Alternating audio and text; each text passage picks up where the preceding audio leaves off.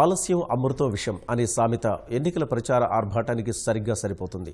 క్షణం ఆలస్యమైనా ఎన్నికలు ఎవరికిపై వెనుకబడిపోతామని నాయకులు ఆలోచిస్తుంటారు.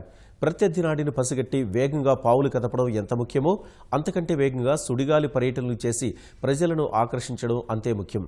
తక్కువ సమయంలో ఎక్కువ స్థానాల్లో ప్రచారం చేసేందుకు మన రాజకీయ నేతలు హెలికాప్టర్లు, విమానాలను వినియోగిస్తున్నారు. అయితే వాటికి డిమాండ్ ఇప్పుడు విపరీతంగా పెరిగింది. ఎన్నికల వేళ హెలికాప్టర్లు, చిన్న విమానాలకు విపరీతమైన డిమాండ్ ఉంటుంది. తక్కువ సమయం, ఎక్కువ ప్రదేశాల్లో ప్రభావవంతంగా ప్రజల్లోకి వెళ్లేందుకు ఆయా పార్టీలోని ప్రచార తారలు, ముఖ్య నేతలు వీటిని ఉపయోగిస్తుంటారు. ప్రచార ఆర్భాటంలో నేతలు హామీలతో ఓటర్లను రంజింపచేయడం ఒక ఎత్తైతే, విశిష్ట వాహనాల్లో ప్రజలకు ప్రత్యేకంగా దర్శనమివ్వడం మరో ఎత్తు.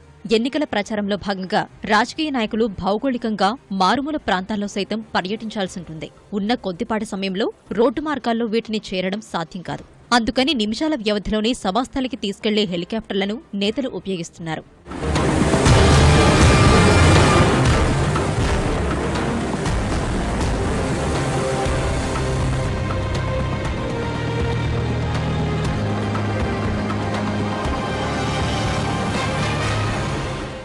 దేశంలో ప్రభుత్వ రంగ సంస్థల వద్ద ఉన్న మొత్తం హెలికాప్టర్ల సంఖ్య 275. ఇవి కాక మరో 75 ప్రైవేట్ సంస్థల ఆధీనంలో ఉన్నాయి. ప్రస్తుతం వీటన్నింటినీ పలు పార్టీలకు చెందిన ముఖ్య నేతలు, ప్రచారతారలు తమ ఎన్నికల ప్రచారానికి గాను అద్దెకు తీసుకున్నారు. వీటిలో సింహభాగం భాజపా నాయకులు అద్దెకు తీసుకున్నట్లు ఆయా సంస్థలు వెల్లడించాయి. నాయకులను వేగంగా సభాస్థలికి తీసుకెళ్లే ఈ విహంగాల అద్దె భారీగానే ఉంది. వినియోగించే హెలికాప్టర్ రకాన్ని బట్టి గంటకు 75,000 నుంచి 3,50,000 రూపాయల వరకు అద్దెను సంస్థలు వసూలు చేస్తున్నాయి. అయితే వీటి ప్రయాణ సమయంపై పరిమితి ఉంది. ఇవి రోజుకు 3 గంటలు మాత్రమే ప్రయాణించాల్సింటుంది. అందున ఒక్కసారి గాల్లో ప్రయాణించే సమయం 15 నుంచి 30 నిమిషాలు మాత్రమే.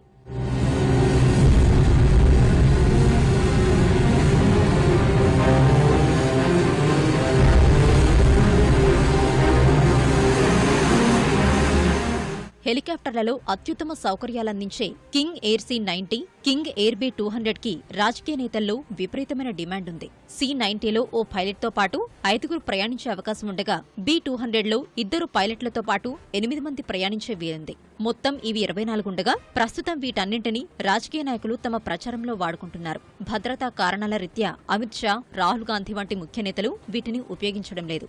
వీరు సభా ప్రాంతానికి దగ్గరలో ఉన్న విమానాశ్రయంలో దిగి అక్కడి నుంచి చిన్న హెలికాప్టర్లలో ప్రచార ప్రదేశానికి చేరుకుంటున్నారు.